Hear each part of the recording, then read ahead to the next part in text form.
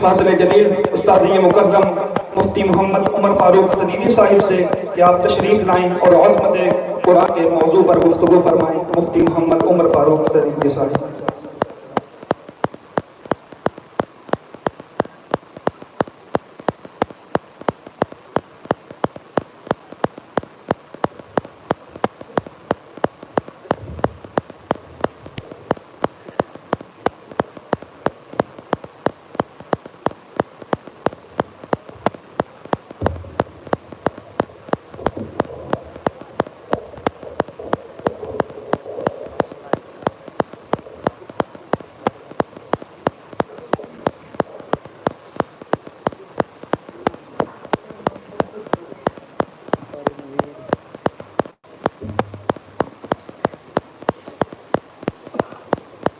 بسم اللہ الرحمن الرحیم.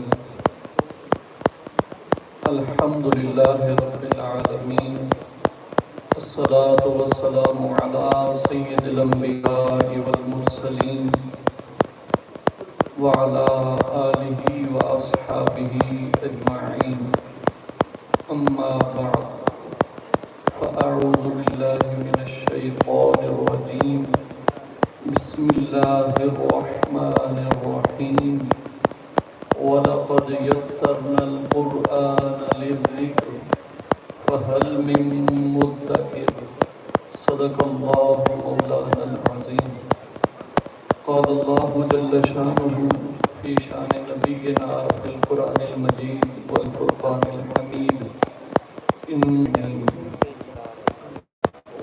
اللہ رب العزت کی بے حد و احسان حمد و ثنا حضور سید عالم نور مجسم شفیع معظم رحمت دو عالم تاجدار مدینہ راحت قلب و سینہ سید سروران حامی بے کساں غم گسار زمان شفیع مجرمان رحمت کون و مکان آقائے دو جہاں باعث تخلیق دو جہاں سید کائنات مفخر موجودات زینت بزم کائنات باعث تخلیق کائنات وجہ سکون کائنات جان کائنات آقا و مولا ملجا و مأوا جناب آقا محمد احمد مجتبیٰ علیہ التحیۃ والثناء. آپ کی بارگاہ ناز میں درود و سلام کے خراج پیش کرنے کے بعد انتہائی معزز و محتشم عالی قدر گرامی مرتبت نازش اہل سنت رونق انجمن استاد العلماء یادگار اسلاف حضرت علامہ پروفیسر محمد احمد بخش صاحب رونق دارالعلوم جامعہ محمدیہ غوثیہ ہیرا شریف دیگر سٹیج کی زینت علماء حفاظ کرام اور نبی کریم صلی اللہ تعالیٰ علیہ وسلم کے غلاموں، ہماری یہ خوش بختی ہے کہ ہم دستار فضیلت کے اس پروگرام میں شرکت کی سعادت حاصل کر رہے ہیں. گرامی قدر احباب، اللہ رب العزت کا بے حد احسان ہے کہ اس نے قرآن حکیم جیسی ایک زندہ کتاب ہم لوگوں کو عطا فرمائی. اس پر ہم اپنے مالک کا جتنا بھی شکر ادا کریں وہ کم ہے. عالی مرتبت حضرات، انتہائی خوشی ہوئی اور دل باغ باغ ہوا اس نفسہ نفسی کے دور میں، اس گہما گہمی کے دور میں، اس نفس پرستی کے دور میں، اس مادہ پرستی کے دور میں، اس ہوس اور لالچ کے دور میں قرآن کریم کے نام پہ سجائی ہوئی محفل اور اس میں حفاظ کرام کی دستار یہ دیکھ کر دل باغ باغ ہوا۔ بڑے بڑے جامعات، بڑے بڑے مدارس، بڑے بڑے نام رکھنے والے، بظاہر فضل و کمال رکھنے والے، وہ دور کے ڈھول سہانے کے مصداق نظر آتے ہیں کہ بظاہر بڑا خول نظر آتا ہے، لیکن جب کام کی بات آتی ہے تو کام زیرو نظر آتا ہے۔ چندے بھی کھائے جا رہے ہیں، زکاتیں بھی پیے جا رہے ہیں، دیگر لوٹ کھسوٹ بھی کیے جا رہے ہیں، لیکن دین کا کام نہ ہونے کے برابر۔ کروڑوں سلام میں اس مینجمنٹ انتظامیہ کو، کروڑوں سلام میں اس استاد کو کرنا چاہتا ہوں کہ جس کی محنت سے، جن کی برکت سے، جن کے سکھلانے سے آج ایک نہیں، دو نہیں، تین نہیں، چار نہیں، 10 نہیں، بلکہ 14 نفوس ایسے ہیں جن کے سر پہ قرآن کے حفظ کا تاج سجایا گیا ہے۔ یہ بہت بڑی سعادت ہے۔ ہماری ترجیحات میں تبدیل ہو گئی، ہماری سوچیں چینج ہو گئی، ہمارے ویژن تبدیل ہو گئے، ہماری عقلیں چینج ہو گئی، ہمیں کسی اور راستے پہ لگا دیا گیا، ہمیں کوئی اور سبق پڑھا دیا گیا، ورنہ وہ سبق ہمارا سبق نہیں تھا جو آج طوطے کی طرح ہم نے رٹا ہوا ہے، جس پہ ہم فخر کرتے ہیں۔ میں یہ ڈگری لینے والا ہوں، میں وہ ڈگری لینے والا ہوں، میں یہ کرنے والا ہوں، میں وہ کرنے والا ہوں۔ مسلمان کا، نبی کے غلام کا سب سے بڑا اعزاز یہ ہے کہ اس کا سینہ اپنے نبی کے قرآن سے بھرا ہوا ہونا چاہیے۔ اللہ اکبر۔ نبی پاک صلی اللہ علیہ وسلم آپ نے فرمایا وہ سینہ خوش نصیب ہے جس میں رب کا قرآن موجود ہوتا ہے، اور فرمایا کہ وہ سینہ جو قرآن سے خالی ہوتا ہے، اس میں فزکس بھی ہو، اس میں کیمسٹری بھی ہو، اس میں سائنس بھی ہو، اس میں ٹیکنالوجی بھی ہو، اس میں میتھمیٹکس ہو، اس میں دنیا کا کوئی علم ہو، اگر وہ قرآن کے نور سے خالی ہے تو اسے علم نہیں کہا جا سکتا ہے۔ علم اگر کہا جا سکتا ہے، قرآن کو کہا جا سکتا ہے، نبی کے فرمان کو کہا جا سکتا ہے۔ باقی ہماری پیٹ کی مجبوریاں ہیں، معذرت، ناراض نہیں ہونا۔ یونیورسٹیز تک جائیں، آپ کالجز تک جائیں، آپ آکسفورڈ یونیورسٹی تک جائیں، آپ ہارورڈ یونیورسٹی کا دروازہ کھٹکھٹائیں، آپ کیمبرج یونیورسٹی تک جائیں، آپ دنیا کے بڑے سے بڑے ادارے کے دروازے پہ جائیں، لیکن آپ کی ترجیح وہ علوم نہیں ہونے چاہیے۔ مسلمان کے بچے کو قرآن پہ فخر ہونا چاہیے۔ علی وقارت ساتھ نبی کریم صلی اللہ علیہ وسلم آپ کا فرمان ذیشان میں یہاں پہ کوٹ کرنا چاہتا ہوں۔ اللہ کے نبی علیہ السلام نے فرمایا الماہر بالقرآن مع السفرۃ الکرام البررہ۔ اللہ کے نبی علیہ السلام نے فرمایا آج ہم اسپیشلائزیشن کرتے ہیں، کوئی فزکس کا اسپیشلسٹ، کوئی کیمسٹری کا اسپیشلسٹ، کوئی میتھمیٹکس کا اسپیشلسٹ، کوئی انگلش کا اسپیشلسٹ، کوئی کسی سبجیکٹ کا اسپیشلسٹ، کسی نے کسی میں ڈاکٹریٹ کیا ہوا، کوئی کسی میں کس تخصص کرنے والا ہے۔ اللہ کے نبی نے یہ نہیں فرمایا جس نے سائنس پڑھی بڑا کام کیا، جس نے فزکس پڑھی، جس نے بیالوجی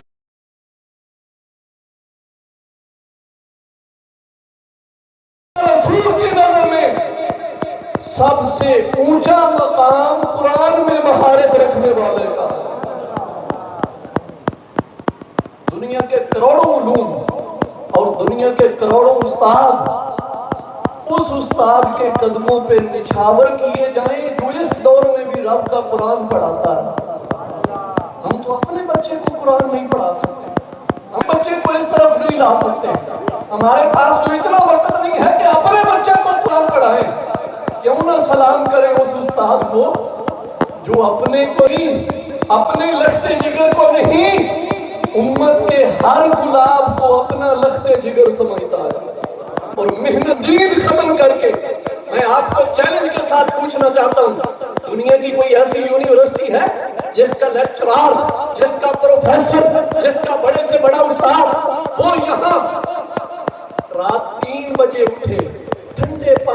وضو کرے، ٹوٹے پھوٹے منہ بیٹھے اور 3 بجے اٹھ کے وہ کیمسٹری، وہ سائنس، وہ دیگر کی گتھیاں نہ سن رہا ہو، بلکہ وہ ٹوٹے پھوٹے مصلے پہ بیٹھ کے لوگوں کو قرآن پڑھا رہا ہو۔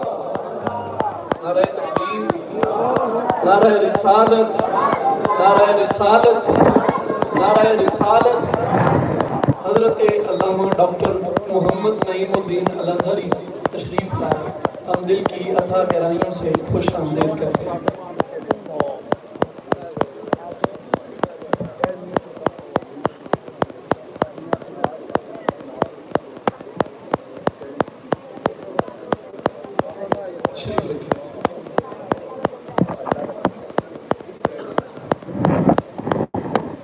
میں تھوڑے وقت میں اپنی گفتگو سمیٹ رہا ہوں۔ عالی وقار حضرات، میں زیادہ دیر قبلہ ڈاکٹر صاحب اور آپ کے درمیان مخل نہیں ہونا چاہتا۔ آپ میری بات کی طرف توجہ فرمائیے گا، انشاءاللہ میں اپنی حاضری لگوا کے اجازت لے رہا ہوں۔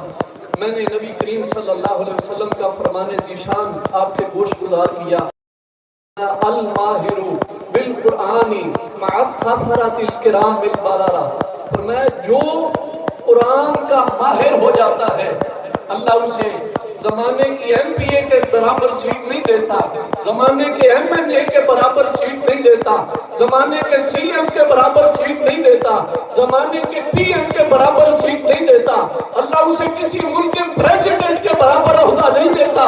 فرمایا الماہر بالقرآن مع السفرۃ الکرام البررہ، وہ بندہ جو قرآن میں مہارت حاصل کر دیتا ہے، وہ کسی لیانی جیسے بیکورڈ ایریا میں بیٹھ کے قرآن اگر پڑھا رہا ہے، اللہ قیامت کے دن اپنے سب سے قریب فرشتوں کا اسے سنگ عطا فرمائے گا۔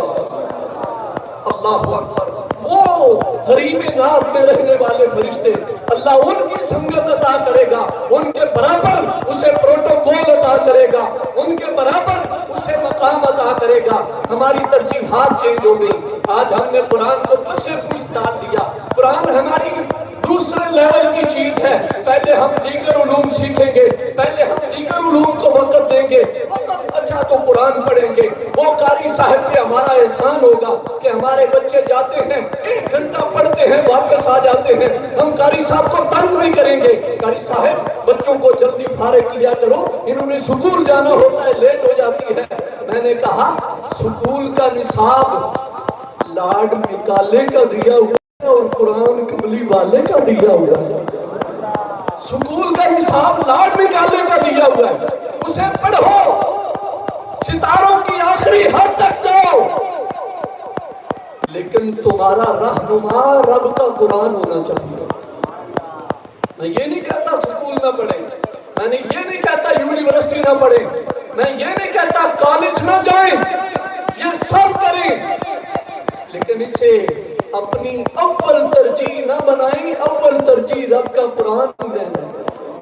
اللہ اکبر، علامہ محمد اقبال قلندر لاہوری، کون آپ واقف نہیں ہے؟ اللہ اکبر، ان کی سوچ سے اور ان کی فکر کو بیان کر کر کے اور ان کی ذات کو بیان کر کر کے ساری زندگی ہمیں ٹکڑے کھاتے گزر گئے، ان کے نام پہ کھا رہے ہیں۔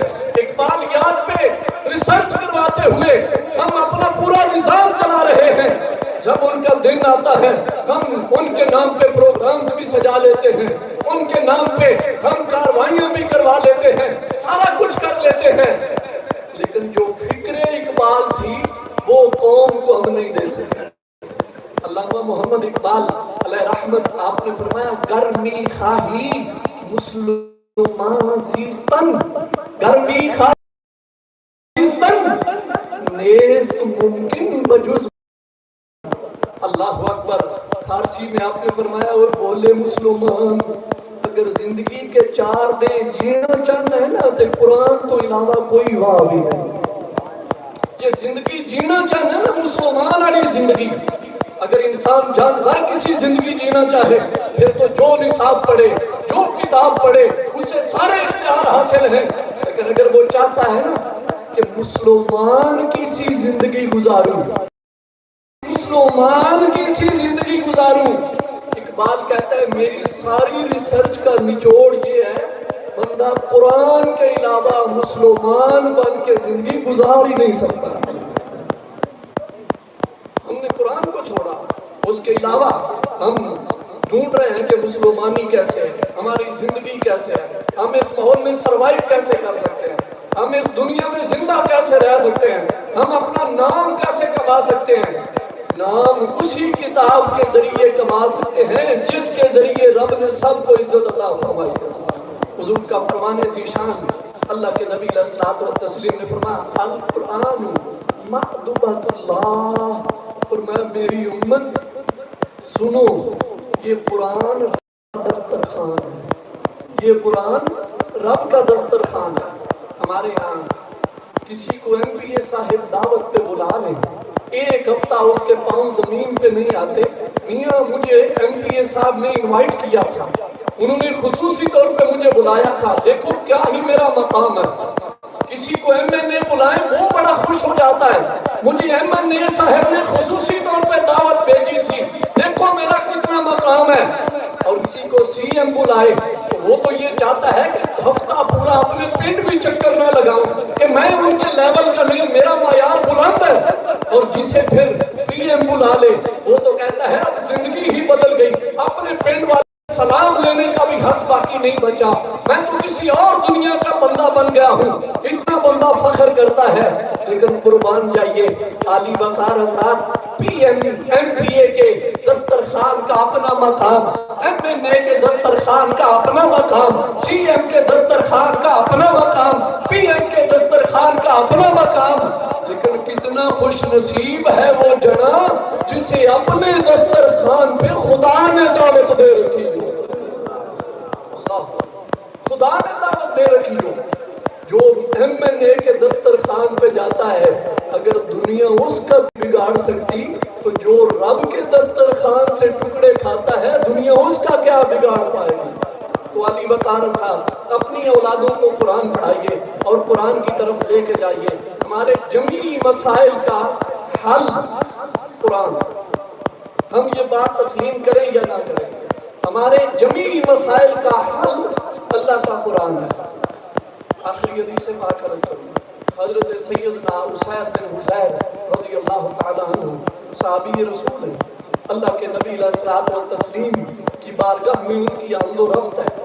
حضور کے پاس آتے جاتے رہتے ہیں, اپنے قبیلے کے اسلام قبول کرنے سے پہلے سردار ہیں, لیکن جب حضور کی غلامی میں آ گئے تو اللہ رب العزت نے سب سے بڑی عزت عطا فرمائی. اسید بن حضیر رضی اللہ تعالی عنہ, مستدرک حاکم کے اندر یہ حدیث پاک موجود ہے, اپنے گھر کے اندر رات بیٹھے ہوئے ہیں, اچانک دل کیا اسید کیوں نہ اللہ کا قرآن پڑھے, اللہ کا قرآن پڑھنا چاہیے. اللہ اکبر. اسید اٹھے, وضو کیا, وضو کرنے کے بعد قرآن کی تلاوت شروع کی.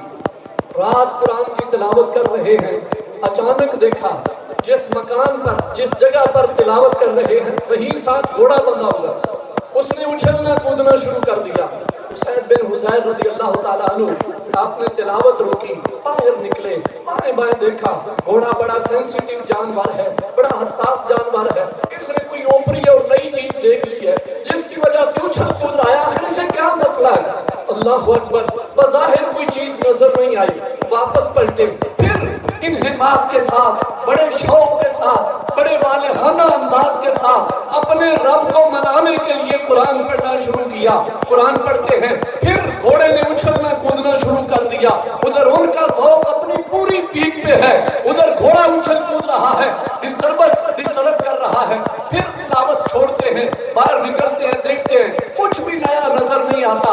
المختصر تیسری چوتھی بار جب ایسا ہوا, باہر نکلے, قرآن کی تلاوت چھوڑ کے باہر دیکھا, انہیں آسمان کی طرف نگاہ اٹھی, منظر دیکھا, انہیں یوں لگا کہ میرے گھر کو کہکشاں نے اپنی لپیٹ میں لے رکھا ہے, میرے گھر کے اوپر کوئی سائبان تو نہ ہوگا, اور اس سائبان کے اندر روشنی ہی روشنی ہے، اس کے اندر لالٹینیں جل رہی ہیں، اس کے اندر طرح طرح کے کمکمے جل رہے ہیں۔ اللہ اکبر۔ اسید بن حضیر نے ایک نئی چیز دیکھی، ذرا گھبرا گئے، پریشان ہو گئے، قرآن کی تلاوت ترک کی اور یہ خیال کیا کہ اگر میں قرآن پڑھوں گا ساتھ میرا بچہ سویا ہوا ہے، گھوڑا میرے بچے کو کوئی تکلیف دے گا۔ قرآن کی تلاوت چھوڑی، رات پس سے بدلتے بدلتے گزری، صبح حضور کی خدمت میں حاضر ہوئے، عرض کرنے لگے یا رسول اللہ صلی اللہ علیہ وسلم، سونے رات اس طرح کا میرے ساتھ معاملہ پیش آیا۔ اللہ کے نبی علیہ السلام نے فرمایا اسید کاش تو قرآن پڑھتا رہتا، کاش تو اور قرآن پڑھتا رہتا، کاش تو اور قرآن پڑھتا رہتا۔ پھر صبح تو نظارہ دیکھتے کیفیت کیا تھی، عرض کرنے لگے سہنے نبی من مہنے نبی، اے میرے محبوب بنائے غیوب یہ بتائیے تو صحیح وہ منظر کیا تھا۔ اللہ اکبر۔ اللہ کے نبی علیہ السلام نے فرمایا اسید جب تو قرآن پڑھ رہا تھا وہ رب کی عرشی مخلوق جنہیں فرشتے کہا جاتا ہے وہ رب کے عرش کی بلندیاں چھوڑ کے تیرا قرآن سننے آئے ہوئے ہیں۔ اور فرمایا اگر صبح تک تو تلاوت کرتا رہتا، تو تلاوت بند نہ کرتا، دنیا منظر دیکھتی، مدینے کی گلیوں میں ہاتھ باندھ کے فرشتے کھڑے ہوتے اور مدینے کے لوگ فرشتوں سے سلام لے رہے ہوتے۔ اللہ اکبر۔ لیکن ہمارے اندر وہ چیز اب باقی نہیں رہی۔ ہمارا قرآن پڑھنا بھی لالچ کی خاطر، ہمارا قرآن پڑھنا بھی پیسے کی خاطر، ہمارا قرآن پڑھنا بھی بلے بلے کی خاطر، ہمارے دیگر اعمال بھی جس طرح ریاکاری کا شکار، اس طرح یہ خاص عمل بھی ریاکاری کا شکار۔ حضرت سیدنا عبداللہ ابن عمر رضی اللہ تعالی عنہما کے پاس عمران جو کہ حضرت عثمان کے غلام تھے وہ حاضر خدمت ہوتے، اکثر و بیشتر حاضر ہوتے رہتے۔ ایک دن عبداللہ بن عمر رضی اللہ تعالی عنہما آپ نے فرمایا عمران کس لیے آتے ہو؟ انہوں نے عرض کی حضور اس لیے آتا ہوں کہ آپ کے پاس بیٹھنے کے کوئی چنگی چیز اچھی چیز میرے پلے پڑ جائے گی، اپنی تربیت کے لیے آتا ہوں۔ حضرت عبداللہ بن عمر رضی اللہ تعالی عنہما آپ نے 3 چیزوں سے منع کیا، وہ ساری میں بیان نہیں کرتا۔ آخری جو چیز آپ نے فرمائی، آپ نے فرمایا اے عمران میری ایک بات پلے باندھ لینا، ایک بات پلے باندھ لینا۔ حضور کیا؟ آپ نے فرمایا کبھی بھی قرآن دکھاوے کے لیے نہ پڑھنا، کبھی بھی قرآن دکھاوے کے لیے، کبھی قرآن دکھاوے کے لیے، کبھی بھی کے لیے پڑھا جاتا۔ جس مقتدی کو شوق ہے نا کہ مولوی صاحب کی کیا اچھی ہے اور ان کی زبان سے قرآن سنوں، انہیں کہیں ابھی یہ فرض پڑھے جائیں گے، یہ تو مختصر پڑھاؤں گا، بعد میں آپ کو 12 رکعت نفل میں قرآن کے 12 سپارے سناؤں گا اور وہ شوق سے سناؤں گا، آپ کا ذوق پورا کروں گا۔ بہرحال آپ نے فرمایا اے عمران کبھی بھی قرآن دکھاوے کے لیے نہ پڑھنا۔ انہوں نے عرض کی غریب نواز یہ بات تو پلے باندھ لی لیکن وجہ بھی تو کوئی پتہ چلنی چاہیے۔ آپ نے فرمایا جو بندہ دکھاوے کے لیے قرآن پڑھے گا نا اللہ قیامت کے دن اسی اجر بھی دکھاوے کے لیے عطا کرے گا، قرآن کی تلاوت کا اجر بھی دکھاوے کے لیے عطا کرے گا۔ اس نے کہا حضور وہ کیا مطلب؟ آپ نے فرمایا جیسے وہ دنیا میں قرآن پڑھ کے بلے بلے وصول کرتا تھا نا، واہ واہ وصول کرتا تھا نا، نوٹ وصول کرتا تھا نا، اسی طرح قیامت کے دن بھی اللہ برسر عام اعلان فرمائے گا کہ میں فلاں کو جنت جانے کا آرڈر دیتا ہوں، لیکن جب وہ جنت کے دروازے پہ جائے گا اللہ کے حکم سے فرشتے اسے روک لیں گے۔ میاں جیسے تو قرآن لوگوں کو سنانے کے پڑھا کرتا تھا اللہ نے بھی اعلان لوگوں کو سنانے کے لیے کیا، جنت میں تیرا کوئی حصہ نہیں ہے، واپس چلے جاؤ۔ تو اس سے ہمیں یہ فکر بھی حاصل کرنا ہوگی کہ قرآن جو بھی پڑھے، بالخصوص جو بچے آج حافظ ہوئے، یہ بات اپنے پلے باندھیں، ساری زندگی قرآن کبھی مقتدی کی ڈیمانڈ پہ نہیں پڑھیں گے، محض اللہ کی رضا کے لیے پڑھیں گے۔ اور ہمارے قرآن پڑھنے پہ مقتدی کنجوسی کرے یا مقتدی سخاوت کرے، جو بھی کرے، قرآن پڑھنے کی ساری زندگی کوئی ڈیمانڈ نہیں۔ قرآن رب کا کلام ہے، جہاں موقع ملا پڑھیں گے، اور محض اللہ کی رضا کے لیے پڑھیں. ہماری کوئی ڈیمانڈ قرآن کے لیے نہیں ہوگی. اللہ رب العزت اپنے پیارے نبی کے صدقے ہمیں عمل کی توفیق عطا فرمائے. میں نے آپ کی زیادہ ثنا خراشی کر لی. حضرت قبلہ ڈاکٹر صاحب تشریف فرما ہے. میں ان سے ملتمس ہوں کہ وہ اپنے مواضع حسنہ سے